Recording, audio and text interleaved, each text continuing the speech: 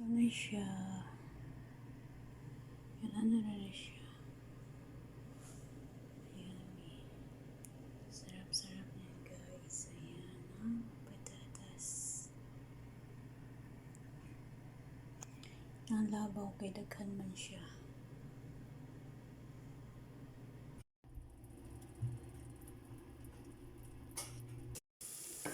Onions at saka garlic. This is onions and garlic. Yung manok.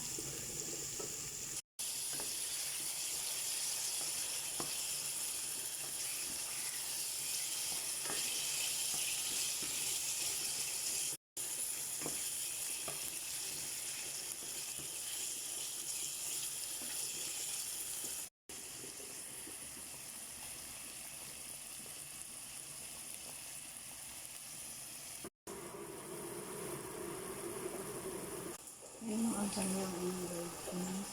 Ayan. Black pepper at saka ayan. Yan, hindi pa rin siya tapos ang patatas. Hi guys, magandang hapon po sa lahat. So, ang lulutuin, welcome po dito sa ating araw-araw na live. So, ang lulutuin ko po ngayon is patatas. Patatas po na yung smash in English. No, kung sa Bisaya, katubitang lugmukon nga patatas niya, lingin-linginon siya. So, ito yung ginawa ko guys, yung lagyan ng chicken. So, nagpapakulo ako ng patatas. Ayan siya. Ayan yung patatas. Ito rin yung manok. Ayan ang manok. Okay. Hindi pa sila mga luto guys. So, yun. Mabilis lang yan siya. Yan siya pag masircle ko na yung patatas. Tapos yung manok maluto na. So, ang ilagay ko dyan is yung cooking cream. Cooking cream with yung cheese glass na blue. No, lagyan ko ng 1 spoon. At saka gatas. So, yun sila ang i-mix ko. Tapos yung manok na yan, meron pa yan siyang sabaw. Pero mamaya yan ay mawawala din ang sabaw.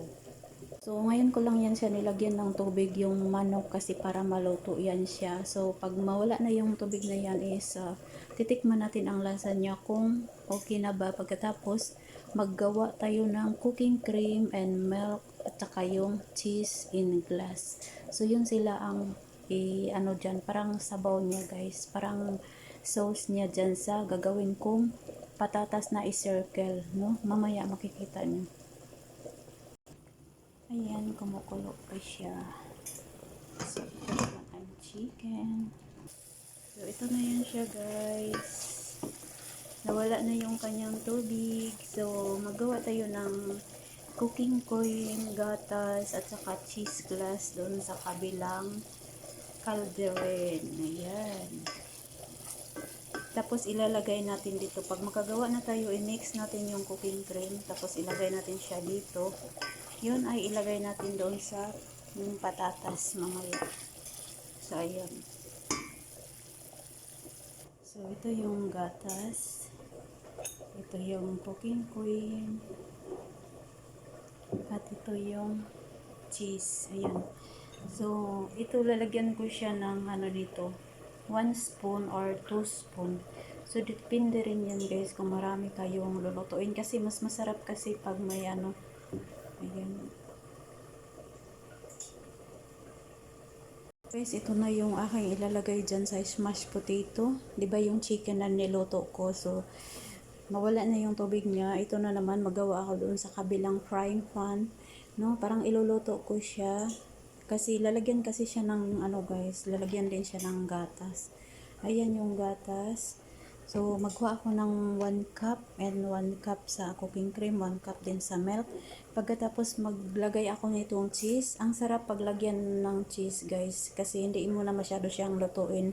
Kumbaga, i-mix mo siya. Lutuin mo man siya pero hindi na talaga masyado kasi dahil dito sa cheese glass, magiging creamy na siya. So, sobrang masarap guys. Hey guys, ito na yung patatas na aking sinacircle.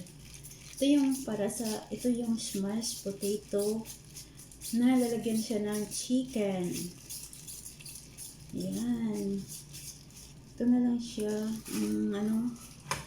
Patapos na ako at ngayon lalagyan ko na ito siya ng cooking cream, milk, at saka yung cheese in glass.